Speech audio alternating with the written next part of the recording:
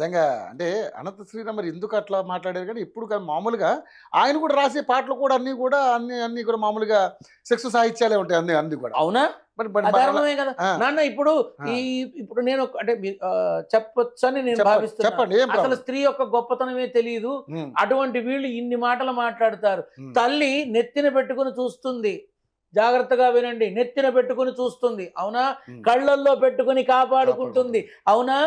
మన బుగ్గలు పట్టుకొని ఆడిస్తుంది, అవునా? ఏడుస్తుంటే తన భుజం మీద పడుకోబెట్టి జోలపాడి నిద్రపుచ్చుతుంది, అవునా? తన స్తన్యంతో మన కడుపు నింపుతుంది పాలనిచ్చి, అవునా? పొట్ట మీద కూర్చోబెట్టి నాన్న శ్రీరంగా శ్రీరంగా అని ఆడుతుంది బిడ్డతో, అవునా? మనం ఎక్కడి నుంచి వచ్చామో ఆ జన్మస్థలాన్ని ఎప్పుడూ మర్చిపోకూడదు, అవునా? తొడల నుంచి కాళ్ళ దాకా మనల్ని పడుకోబెట్టి ప్రయత్నాలు చేస్తుంది, మనల్ని చక్కగా స్నానం చేయిస్తుంది, శుభ్రపరుస్తుంది, అవునా?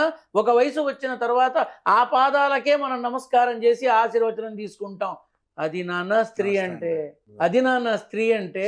అటువంటి స్త్రీ మీద నువ్వు అంగాంగాలు నువ్వు వర్ణించి రాసినప్పుడు నీకు ధర్మం కనపడలేదా? అది తప్పు కాదా?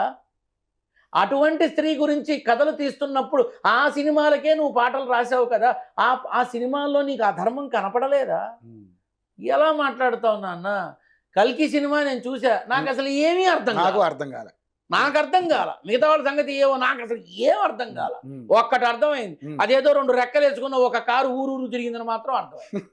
అంతకుమించిన అది చిట్టో బొట్టో ఏదో ఉంది, అది నాకు తెలియదు. నిజంగా నాకు సినిమా ఏమి అర్థం కాలేదు. నేను నిజంగా చెప్తున్నా. కానీ తెలిస్తే తెలిసిందని చెప్తాం, తెలియకపోతే తెలియదని చెప్తాం.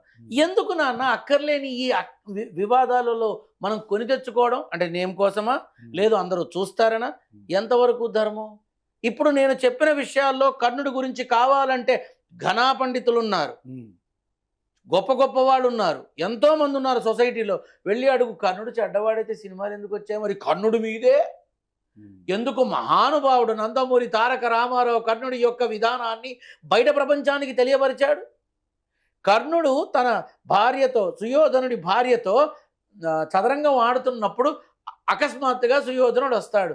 ఇద్దరూ కంగారు పడి ఒక్క క్షణం లేచి సుయోధన సెలవివ్వు అని అంటాడు. ఆట ముగించండి అని వెళ్ళిపోతాడు. ఆ ఘట్టంలో మనకి తెలియాల్సింది ఏమిటి?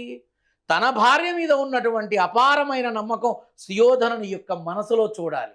తన స్నేహితుడి యొక్క గొప్పతనాన్ని గుండెల్లో దాచుకొని మైత్రీ బంధానికి తను సకలం సర్వం సమస్తం వదిలిపెట్టి చెయ్యి పట్టుకున్నందుకు విపక్షపాతి అంటే కుంతీదేవి కొడుకైనప్పటికీ తన కోసం నిలబడ్డ ఆ మైత్రీ బంధాన్ని కనిపెట్టాలి. సుయోధనుడి గొప్ప మనసుని అర్థం చేసుకోవాలి. ఆ ఘట్టంలో ఇది అటువంటివన్నీ కించపరుస్తావా?